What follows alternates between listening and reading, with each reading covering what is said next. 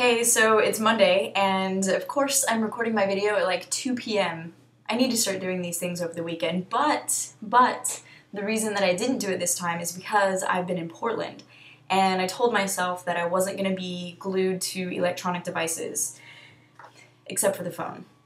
So, okay, now for this week, if anybody doesn't already know, we have questions that we're answering from a subscriber. I think it's actually 2 subscribers. Those. Okay, so the first question that I'm going to answer is, what are some of the prejudices you face within the LGBT community? Wow, really great question. I think that the only real discrimination that I faced within the LGBTQ community really has to do with the initial icebreaker.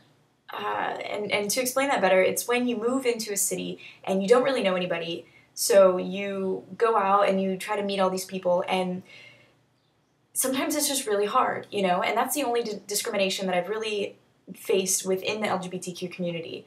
It's been really, really prevalent in San Diego, and when I went to Portland, it was not that way at all. I found that there were a diverse group of women, and everyone was very welcoming, very open, very happy to have someone else come in and join their community, even if it was only temporary. And that's the only place that I've ever really experienced that. And every other place that I've lived, it has taken too much time almost for me to really become a part of the community, and for me to really find people that I enjoy spending time with. But that's the only prejudice or whatever. It's not even prejudice. It's just a small form of, I think, discrimination. And yeah, that's pretty much it. Okay, so the second question, and I'm sorry that I feel like I didn't even answer that question, but you're gonna have to deal with it. Do you agree with the categorizations that are happening within the LGBT community, such as lipstick lesbian, butch lesbian, and would you like to be defined as such? Gotta be honest, I fucking hate labels. I do. I hate labels. I do not consider myself to be a lesbian or gay or this or that. I used to a long time ago. I used to, I fit myself into this particular category, and I was like, yes, that's what I am, and that's where I belong, and those are the people that I'm going to associate with because that makes me feel comfortable. And it does still make me feel comfortable. However, I feel like I am limiting myself when I say that I'm a lesbian.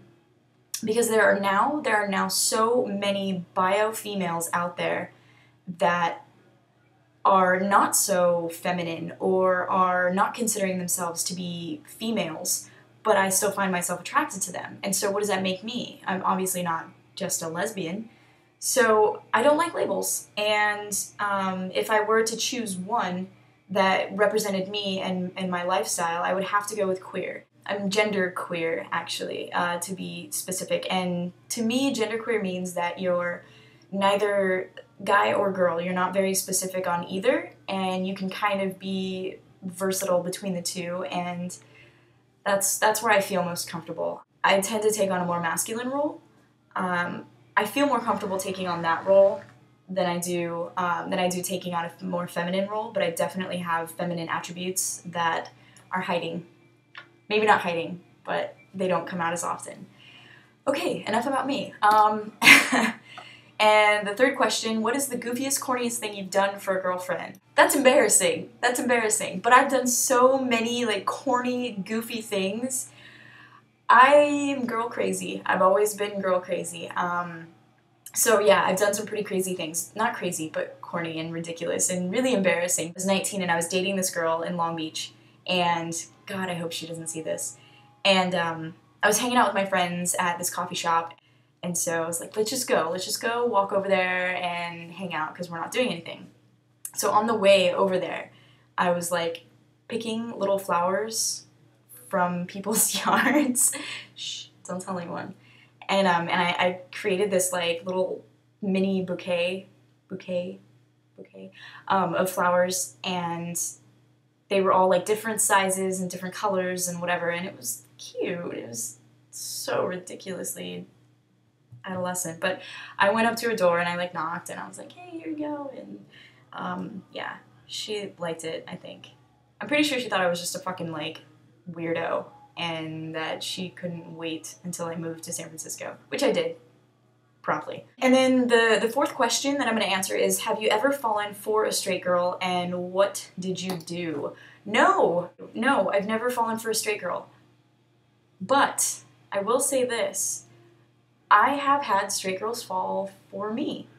Oddly enough, I know, oddly enough, but I wasn't into it. I was kind of turned off. I was living in a city and there was this girl that hung out and she was straight. And she had a 3-year-old little boy who was fucking amazing. He was so awesome. She was like this really hot straight girl and a stripper. And yeah, she tried and I just wasn't having it. I don't know. But regardless, I have never fallen for a straight girl, but I do find feminine looking girls attractive. I don't think that counts. That's it, I'm done, and I'm gonna do my best to edit this so that it's not so fucking long. Have a good rest of the week, enjoy the rest of the beavers on Tuesday, Wednesday, Thursday, Friday, and I hope you guys enjoyed this video because it was kind of fun making it. Alright guys, next week. See you later.